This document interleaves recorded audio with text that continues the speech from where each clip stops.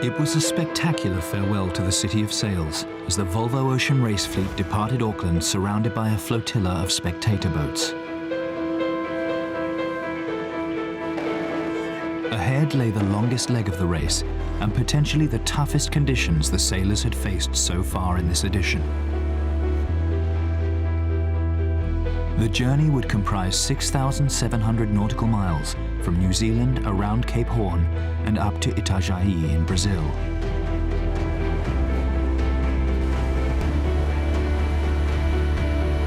It was with some trepidation that the boats headed away from the refuge of Waitemata Harbour, braced for the full force of Mother Nature, with Team Sanya at its head.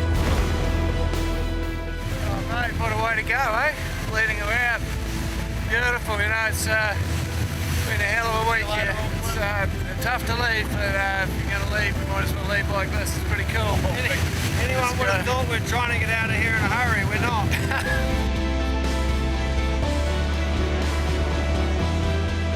Yeah, we've got time to batten down the hatches soon, and we're looking forward to Southern Ocean. Sort of. But it didn't take long for the elements to take their toll. We were going well, we're at the front end of the fleet, and yeah, we were mindful of the windy weather to come, so we've been sort of proactive in changing down sails and putting our reef in, getting a small jib on, and we're just sort of getting settled in those conditions when we had one big wave, a big slam, it's a big crash on board, and immediately we saw the forestay dive off to leeward, and we knew something was wrong.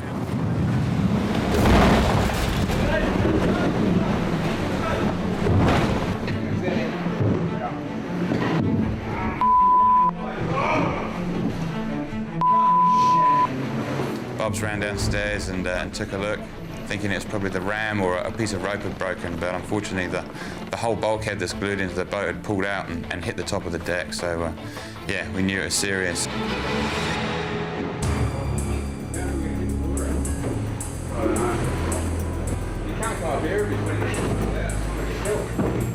When something broke so early on in the leg, it was devastating, and we were faced with a really difficult decision.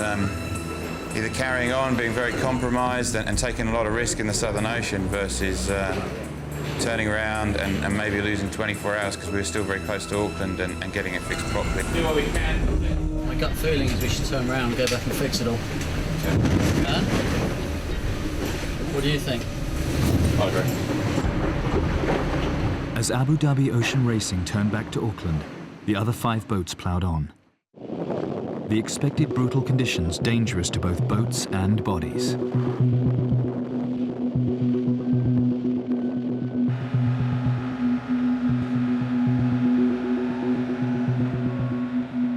You know, Casey had a little bit of a nagging back, and he had gotten acupuncture in Auckland. He had been to the physio. He had some work done on it.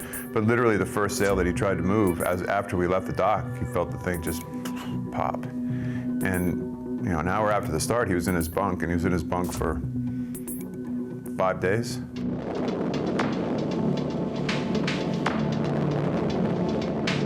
Thomas came up on watch after we had tacked in the front. The first kind of power reaching wash came up, stood, hesitated right by the wheel, just kind of talking to people for a second, hesitated, and that hesitation allowed a wave just to take him and just you know, like a hockey body shot, just slammed into the leeward side. He couldn't, his shoulder was popped out, dislocated, and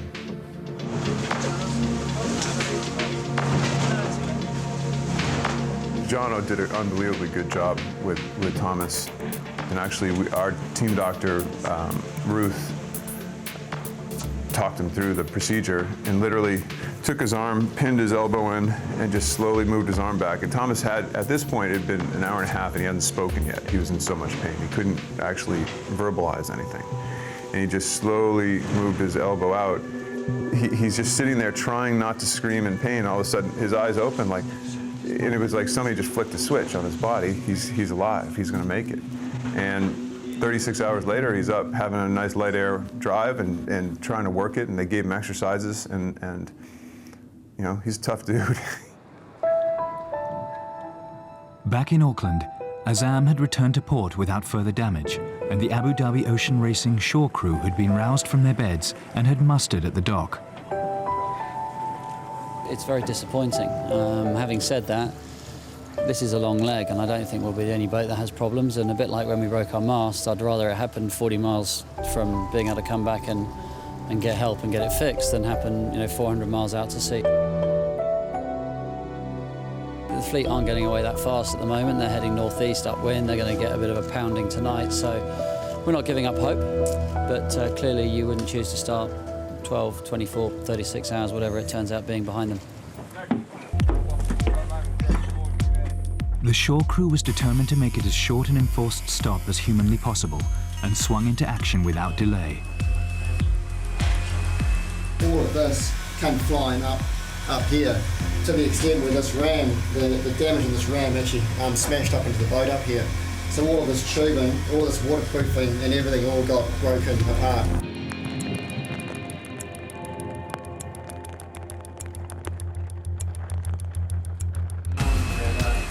10 in the morning. The shore crew have been at it all night, and well, it's in. We're just doing the final cure now, heating, and Mike, the shore manager, tells me that we can leave at 12 o'clock.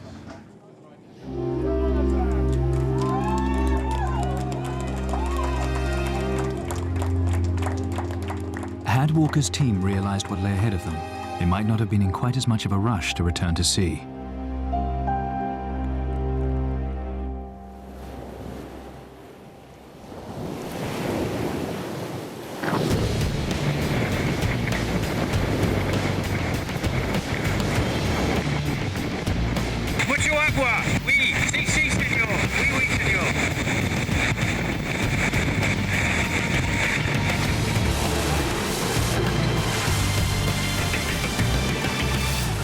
Without a shadow of a doubt, one of the toughest opening nights of any Volvo ocean race leg I've ever done. Back into it again. No one's eating very much. It's just a horrendous night.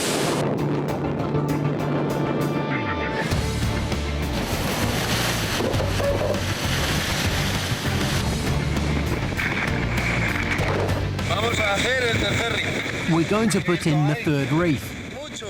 There's a huge amount of wind. That gauge over there isn't actually working, but there's a lot of wind. We've only just started, and we're going to put in a third reef. A lot of wind, Diego, a lot of wind. But anyway, let's get this leg really going. You don't get this in Murcia.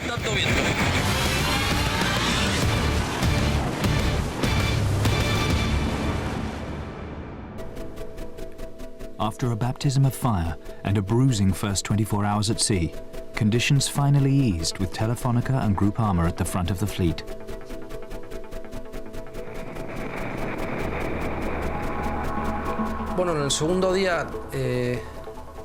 On the second day, well, we pulled ahead on that day. It was a nice situation because we wanted to head south. Then we could begin to increase the distances between us. So it was good. We were going really fast and everything looked pretty good.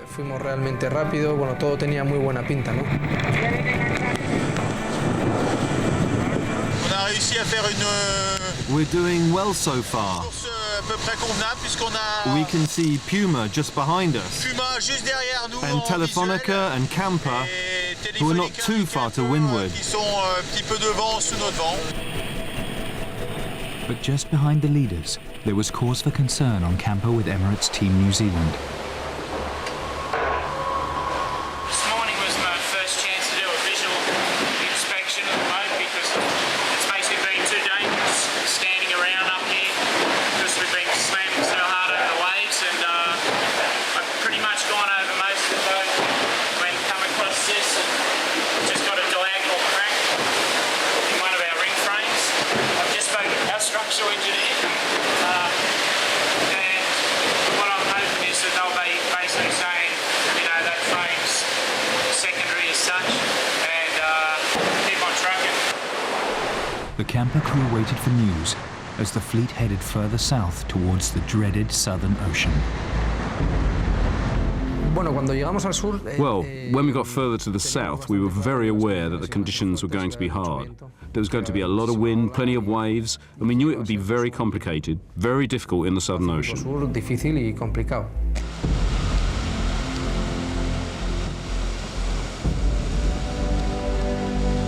The difference between being in the Southern Ocean and other parts of the world is the wave state is unpredictable. There's so many different, you can feel it.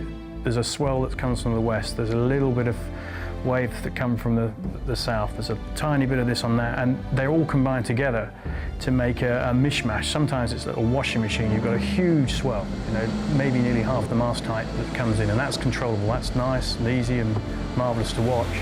And then you've got these other waves that all joggle you about, and when they combine together, you get, every now and again, you get what I call a rogue wave, and they're the ones you're looking out for.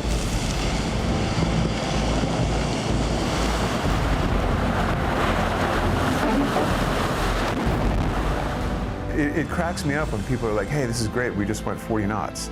That is the dumbest thing you could ever do, is try to go 40 knots, because the boat is thoroughly out of control.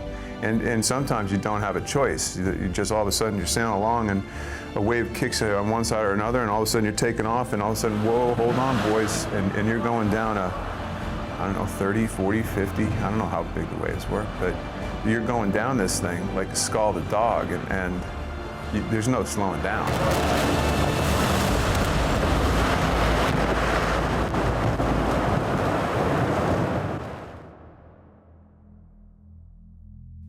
As the fleet prepared themselves for the rigors of the Southern Ocean, it was Team Sanya that had assumed the lead.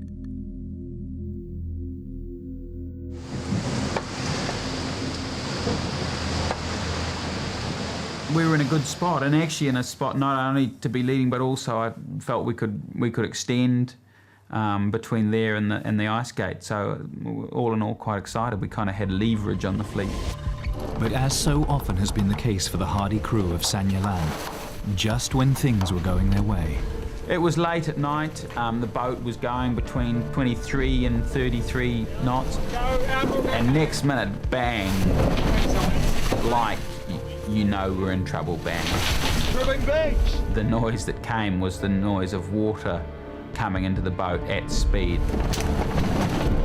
And we were so lucky because the rudder basically dropped out through the bottom of the boat. Can you see here, bro? Oh, the whole thing's just over the top of the whole working. So, you're seeing water? Yeah. Next minute, the one rudder that we had stalled, so we carved into this crash giant. And, which is kind of, you know, it's like, you gotta be kidding. So now we're on our side. The one good rudder that we've had is 15 feet in the air. The hull is now buried in the water. If the watertight door had then failed, we would have sunk. Everyone's obviously devastated, you know.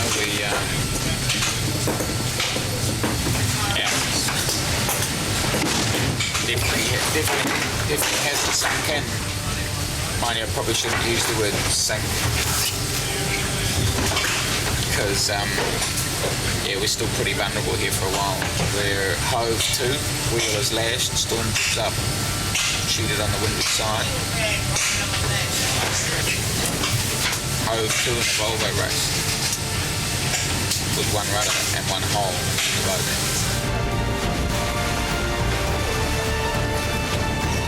Often in the Volvo race, the fear comes on reflection when you look back and go, that was close.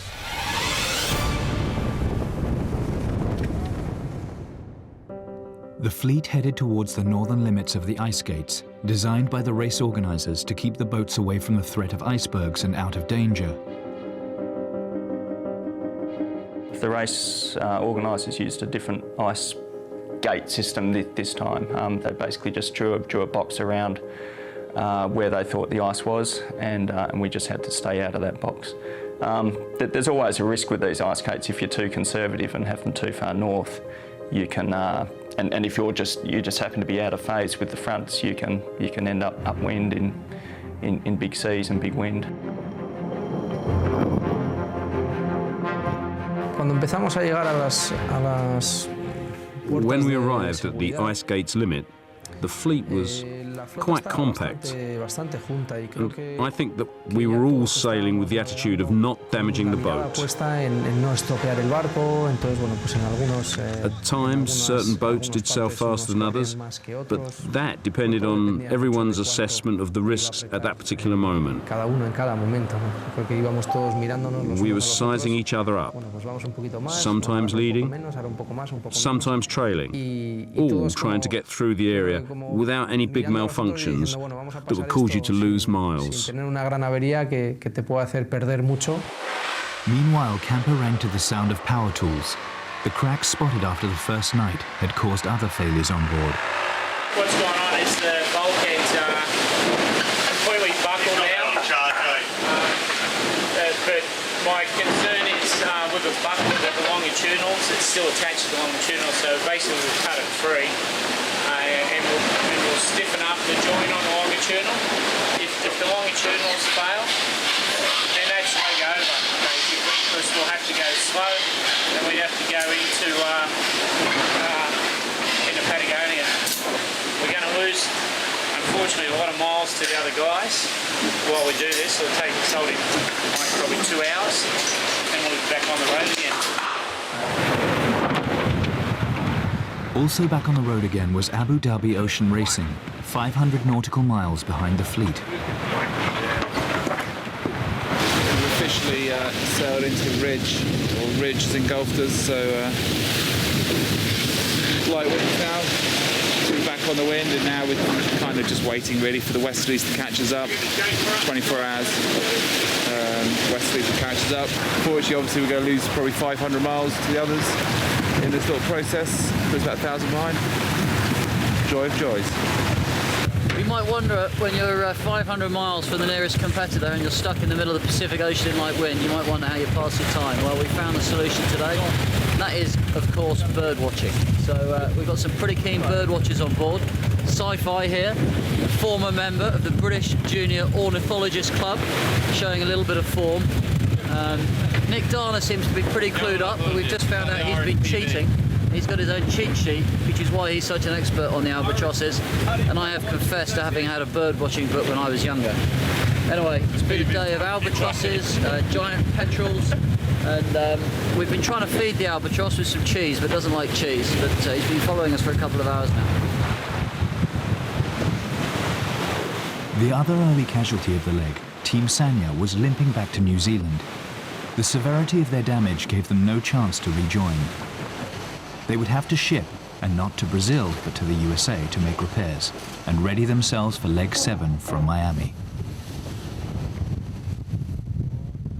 Pretty bloody gutted, to be honest. We should be out there still fighting it out with the big boys. But I mean, it is what it is, and we're just trying to get home safely. We've got the jury rudder set up back there, and she's doing a good job at the moment. Without it, we'd be going around in circles in the Southern Ocean. So just trying to limp home, and you know, we'll get the boat back into the race as soon as we can, and we'll fight another day here on Team Sanya. You know, our race is in the hands of the people we choose to design and to build the stuff. You know, it's not an area we chose to save weight, and it's an area we asked for extra reliability. So it's either a design issue or it's a manufacture issue, and we've got to get to the bottom of that.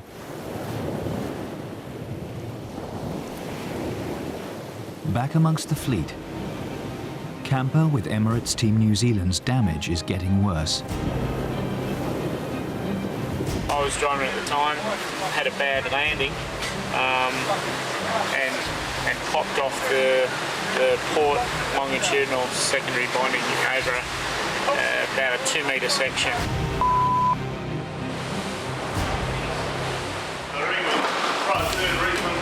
Doesn't sound like much, but you know, we need those in place to be pushing the boat hard. It's a fairly major one. We won't have the materials out here to fix.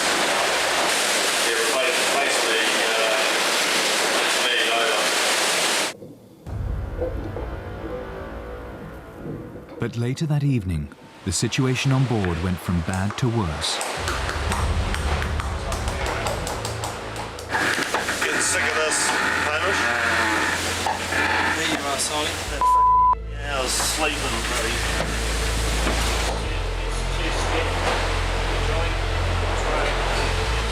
Basically the same things happened on the other side. The jaw and now the frame's gone. So we've got to basically do the same job on this side. We're slowly running out of options and material to fix it.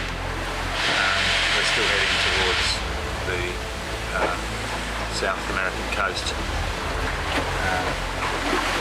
We're not quite at a pan level yet, which is the urgency just below Mayday, but we do need to start making preparations in that direction so that it's no big surprise if it comes about. So the next step is to ask one of the MRCCs, the Marine Rescue Coordination Centres, to put out a safety message asking for ships in the area to identify themselves and tell us what they're doing so we know who else is around, and it just helps us with understanding our options if things continue to deteriorate.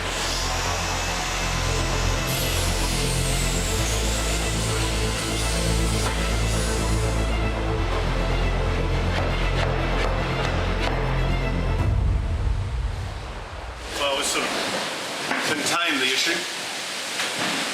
Not fixed it, but contained it. And that's really what we're trying to do. We're going to take some measurements shortly and go from there. We're currently about 2,300 miles from our new destination, which is Puerto Montt in Chile. It's 800 miles north of Cape Horn. We kind of estimate 8 to 10 days for us to get there, and then 3 days of work, and then we can resume hopefully racing to Itajai. With Sanya out, Camper wounded, and Abu Dhabi trailing way behind, the leading trio reached the furthest point from land in the leg. A bad time for the Spanish team to discover damage to their bow, forcing them to slow. Every other watch, somebody goes down there, somebody on the boat with a knowledge of structures goes down and has a look. Somebody goes down and says, got a problem. Simple as that. You don't know. There wasn't one big wave. You say, oh dear, that was a bit more noise than normal. It's just a routine check that you check it and say, hey, we've got something going on here.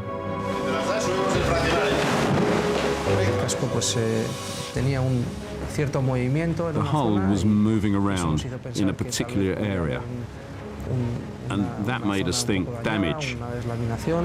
We checked again, and there was slight delamination. At first, we didn't think it would be a problem, but at the second glance, we thought that it was something that could cause us problems in the future.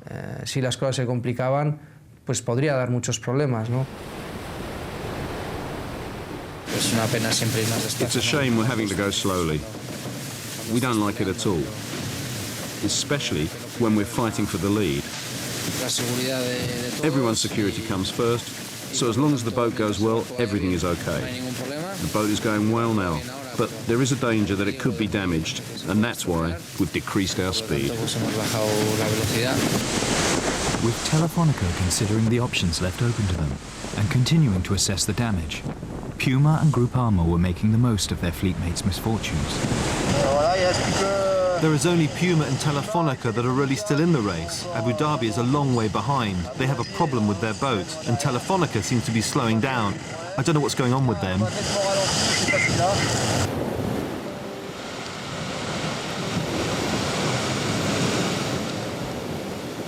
We'd had the damage, so we're in a reduced sail state. We're still doing 15 to 20 knots, I'd imagine, not wild speeds. And one of these 1 in 20 waves just got us.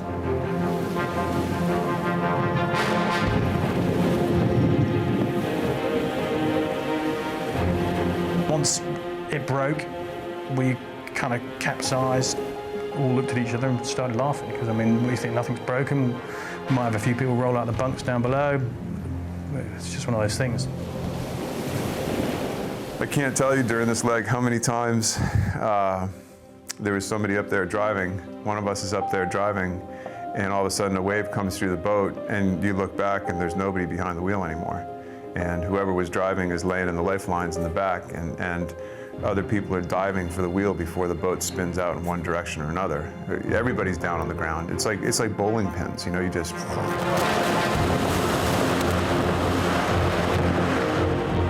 To lose a crew member, that's what really scares all of us.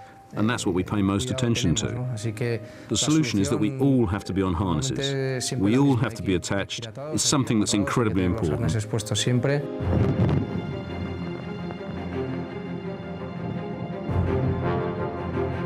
Man over anywhere in this race is scary. I've had 2 people fall over the side and managed to retrieve both of them, but that's been in warm water. In cold water, I don't think you get them back alive. I think it's as serious as that. If they fall over in 5 degrees C, I think they're gone.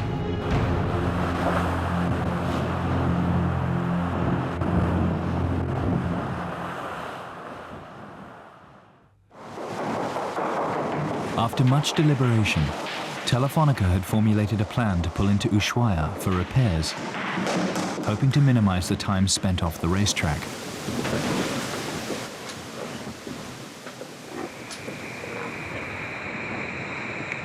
It was one of those moments when we had to remind ourselves that we couldn't win the entire race in that one stage, but we could lose it.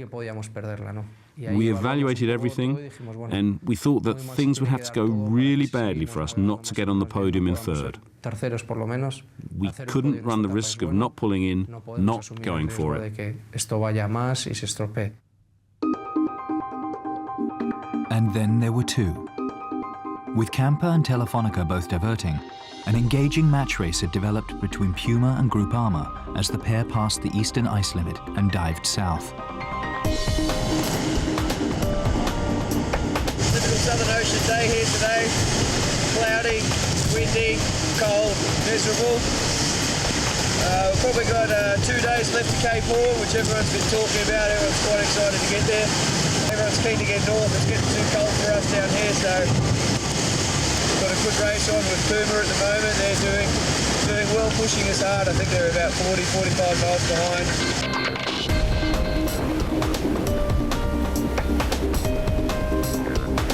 It's been a long week. We're ready for this to be over. It's still blowing 30 knots. We're still right on the edge all the time. Groupama's done a nice job. They had a good last couple skids. So we got to find our rhythm again here and just get there as fast as possible.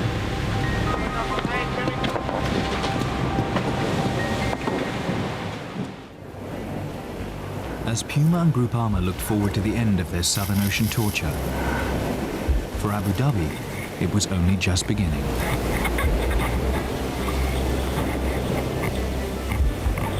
We're just getting to the end of the ice gate.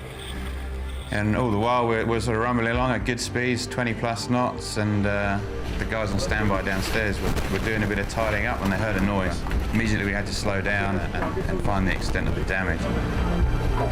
We think it's probably the core, 2 carbon skins core in the middle. When they separate, it can move. So essentially, yeah, the inside and the outside skin aren't working together, so our sandwich that holds the boat together is failing in that area. So yeah, right now we're slowed down. We've got to have a check it out, and we need to talk to some people.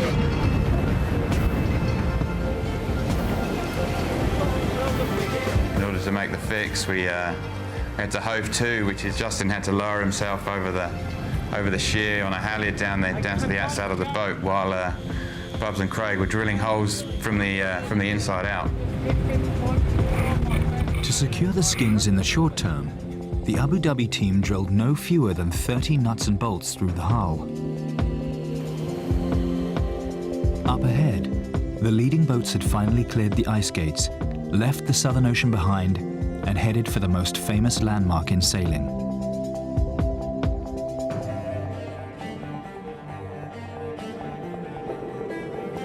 The honor of being the first boat around Cape Horn fell to Groupama, where the team took a little time out to celebrate their feat.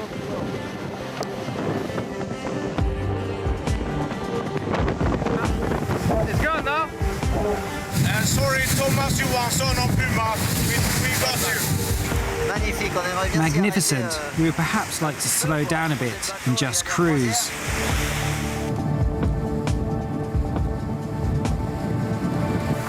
The leg isn't quite finished yet, but to be leading is wonderful.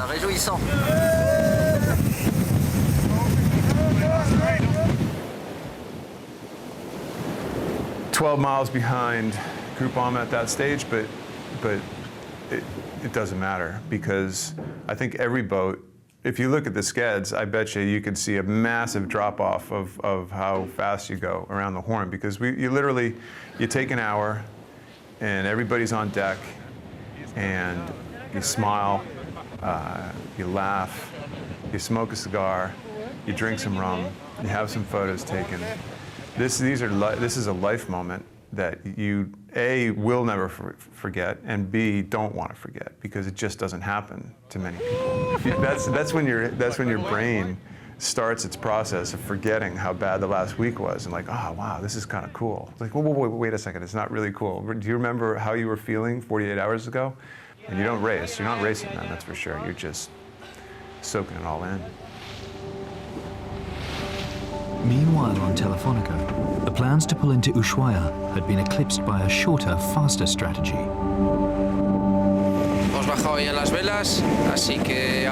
We've lowered the sails, and now we're going to get ourselves into some shelter and start our repairs. We have to stop for 12 hours, which is the minimum amount of time stated by the regulations. You know, the rules allow us to stop wherever we stop and start the engine. That's where you suspend racing. You can motor to somewhere if you've got any fuel left, or sail somewhere, or dribble somewhere, or get towed to somewhere, but then when you start again, you have to start from that point. So it's minimising the downtime from that suspended racing to where you can do your repair work.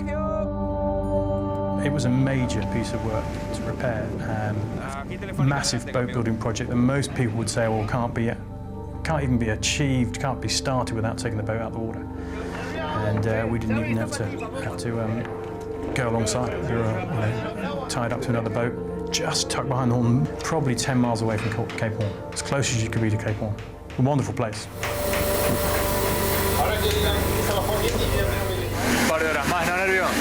This is the price you pay for racing around the world.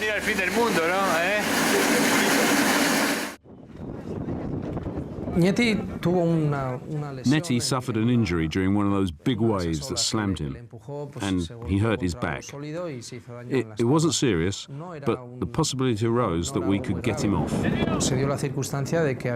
was a hard decision to send him off the boat, but we both agreed that we had to think about the whole race.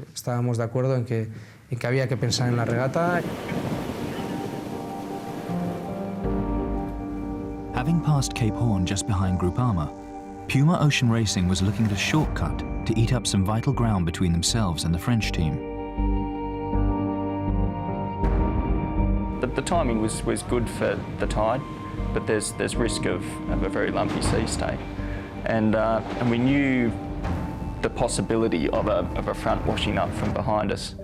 But we thought the timing was okay. There's potential for some bad waves for an hour or so, but we're just at the start of that period. It's still daylight, so we've decided to go through and save a bit of distance. The waves are standing up, peaking to the point where you just physically can't sail the boat anymore without risking airborne damage. We got ourselves in a bit of a mess there in current. We had to basically drop all the sails and just get out of this pretty heinous sea state. We could have easily broken the boat then. It was probably a marginal call, and I think if I did it all over again, we wouldn't have taken that chance. For how long? The next day, they got caught a little outside on the next shift, and all of a sudden, whoa, there they are. The race has started again, and it's back on with a vengeance. I hope the last 5 days are going to be very intense between us all. To think about what the two boats have been through the last 2 weeks, to be sitting at times a couple hundred meters apart, was It was unheard of. It was mind-boggling. I can't believe these two boats are in the same body of water right now. How the heck does that happen? Very nice. And back on the racetrack, Telefonica was also back in the game.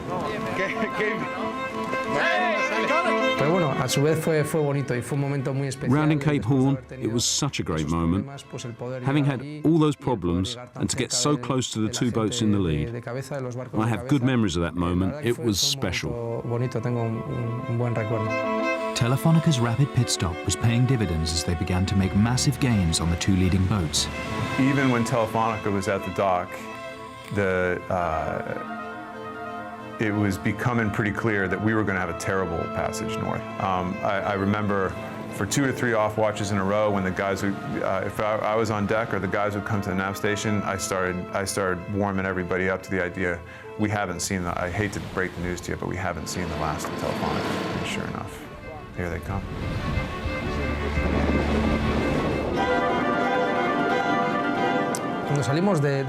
When we left Cape Horn, we were confident that the boat was almost perfect, and we had to try to catch up with the leading boats. We wanted to try to pass Groupama and Puma, especially the French team, because they were the guys we were fighting with for the race lead, and that's what we were focusing on.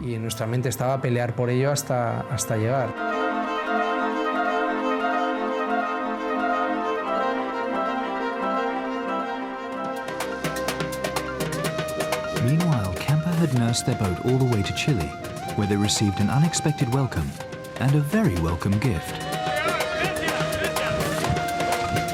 Motoring our way now to Portamont, and we just got to get the boat now ready for the next essentially 3,000 miles from here to Itajaí. So that means checking over all the sails. Obviously, Coxie and the shore team have got to repair the boat ready to go, and it's just a matter of now of us getting the boat there as fast as we can without doing any more damage. So we're ready to race in Itajaí. Relief all round as the crew finally docked, delivering the boat to the waiting shore team.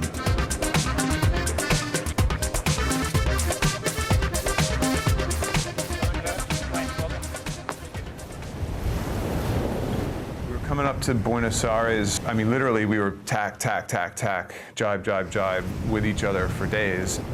They were sailing really well, and they crossed us about 4 miles range, tacked above our line, and we could see that. And then suddenly we thought they'd tacked off because they disappeared. But Groupama hadn't tacked off. The unthinkable had happened, and they had dismasted whilst leading the leg.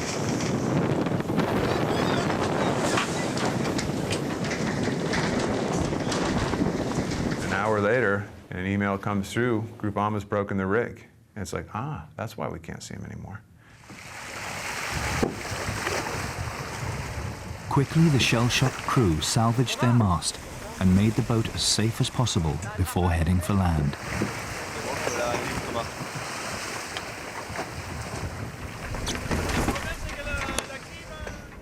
I think a lot of groups would have been joyous, and our group was anything but. It was like, oh man, these poor guys, Jesus. We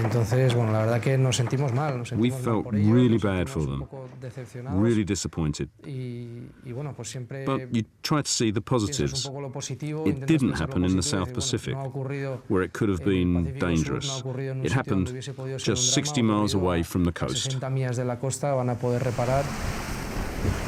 The strategy for Groupama was clear. Punta del Este in 2 days or 1 day. With the short crew coming, try to find the tube, maybe aluminium tube there.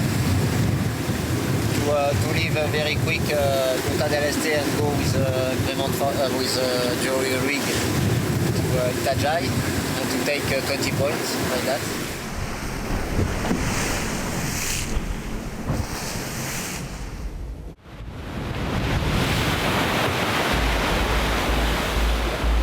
With the decision of, once repaired, do we try and carry on slowly, try and make our way around the Horn and finish the leg, or do we have to land? So it was another situation that we had to make some tough decisions on.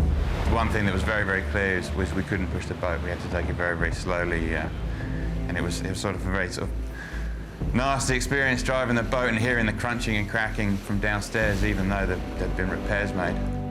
You could still hear everything grinding and crunching when you get a big wave. So, you know, one thing we did know is we had to take things very slowly and very easy and be very cautious.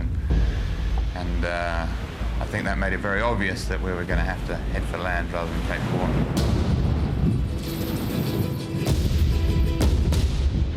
I think we're in Puerto Montt in Chile.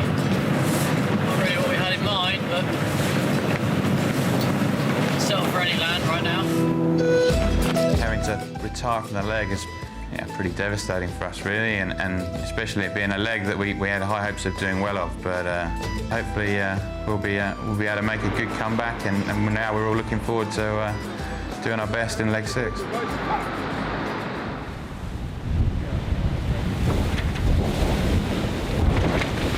Telefonica is the only other boat on the racetrack at the moment. We had a massive lead a few days ago, and we've just had a tough time with getting north along with Group Armour, and they've had a much easier run of it, and it's looking like it could be very close at the finish, which is a bit unfortunate for us, but that's how it goes sometimes. So yeah, just going to have a look at the weather now and see if there's anything we can do, but they are in different breeze, so we've just got to do our thing a bit, really, for the moment. Both Puma and Telefonica would have been forgiven for thinking they were through the worst, but there was one more obstacle to overcome. That night, the amount of lightning, thunder, rain, and radical breeze, and all of a sudden, it's like somebody took a magic marker and just drew a black line behind you, and that black line was coming. And the only way you saw the black line really clearly was because every 4 seconds, it looked like a spider's web of lightning. We've been sailing upwind in what was essentially a northerly wind, and we're expecting a westerly wind. And KP was pretty clear that the transition between the two could be quite violent. So we weren't completely taken by surprise, but the ferocity of it certainly caught us out. And it went from 22 knots upwind to 51 knots downwind in a matter of minutes.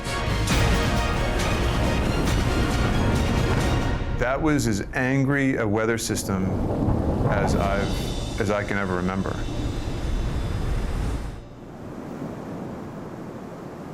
Behind the leaders, Group Armour had traversed the 60 miles of open sea to reach Punta del Este safely under jury rig and received a warm welcome from the locals.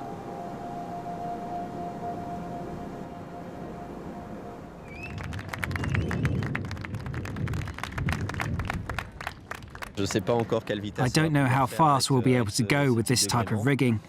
I hope in 4 or 5 days we'll get there. The weather conditions are not going to be easy. There aren't many stable winds, but strong winds at the start, which is a shame because for the rigging we prefer easier winds. So there you go. For the moment we'll be sailing downwind, then crosswind, then possibly upwind. We won't advance very fast every day, but we'll do everything to progress in the right direction. Further up the South American coast, a delighted Team Telefonica was flying and dreaming of the impossible.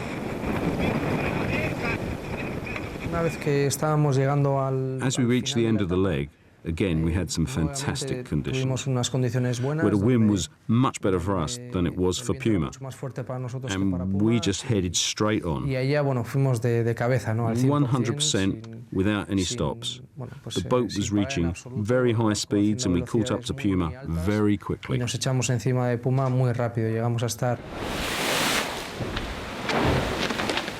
And Puma was powerless to halt the Spanish charge. It was very clear from a couple days earlier, we kept running routes for them.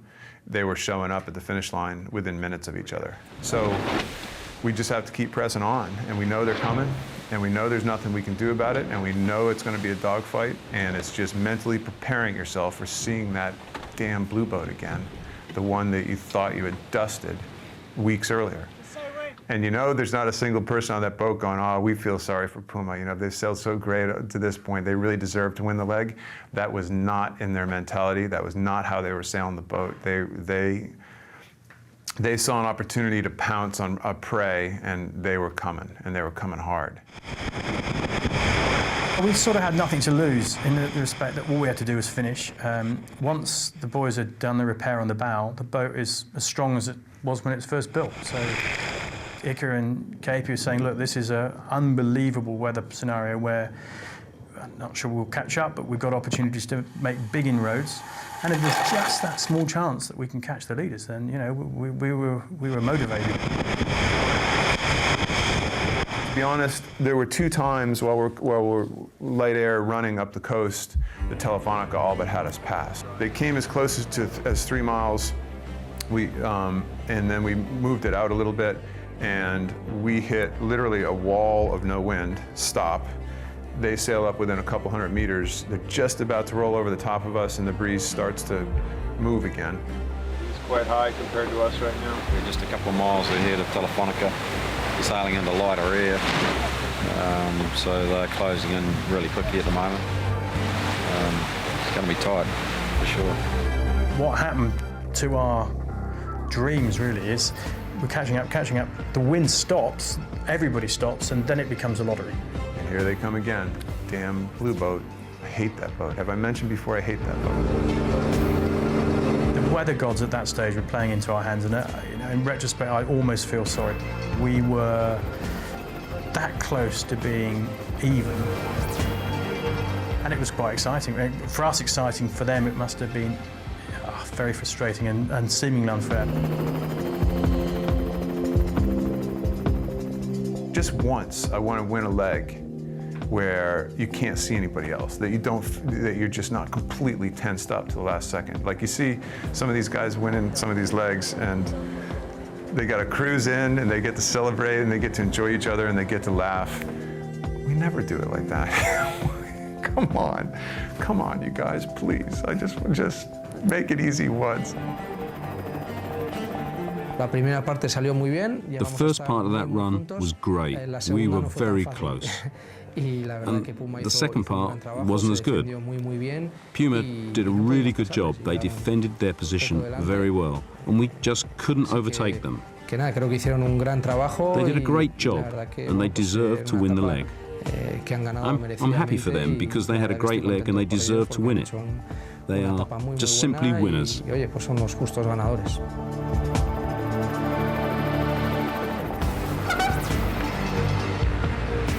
Winners indeed, but by the smallest of margins. Puma victorious by just 13 minutes over Team Telefonica. The American boat, the only competitor that hadn't required repairs during leg 5. Wait. Stick with him.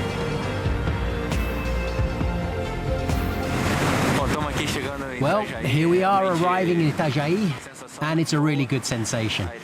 It was a really, really hard journey to get here. I think it's hard to remember all the difficult moments we've had. And to arrive in Brazil is a great moment that makes us forget the hardship we've been through.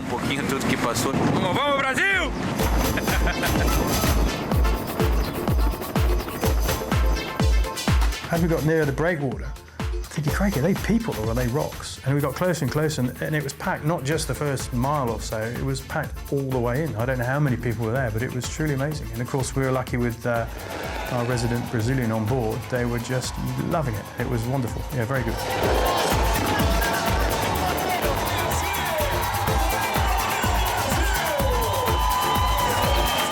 Wow, so all the people are out there, nobody's going to be at the village when we get in. It just kept coming. Docks, everywhere you turned and looked was packed with people going nuts. And I think everybody was taken back. It made it all worthwhile. It made all that torture and all that hard work worthwhile. That reception did. And that's saying a lot because it was pretty gnarly. Amazing. I've never seen more people at a sailing event in my life, and I don't even know who these. I don't even know where I am right now, and these people seem to know us, so I guess we're in the right place. The first leg victory of this edition for Puma Ocean Racing, powered by Bird. Well, the truth is that it feels magnificent. We are really happy. The reception we've got is fantastic, maybe the best ever. Wonderful. Look at all the people who have come to support us. The result? Well, that's really good too. In a leg as difficult as this, to finish second is really good in terms of the overall result. Puma won, and they are worthy winners. They raced a great leg. But we have more points, so we are happy. A great result.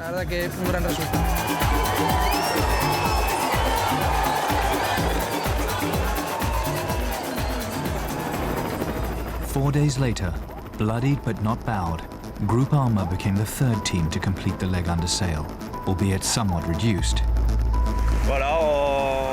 So there you go. We've taken third place, in which we lost our mast. We'll stay in second place if we finish like this, which isn't a bad position, and at the same time the race is still open, but not as quite as open as we had seen it a week ago.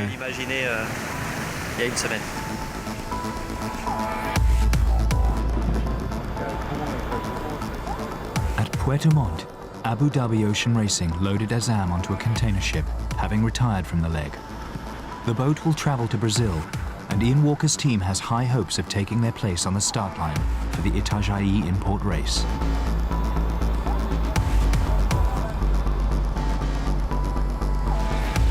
And last, but by no means least, Camper, back in the race and sailing for fourth place in the leg, and valuable points.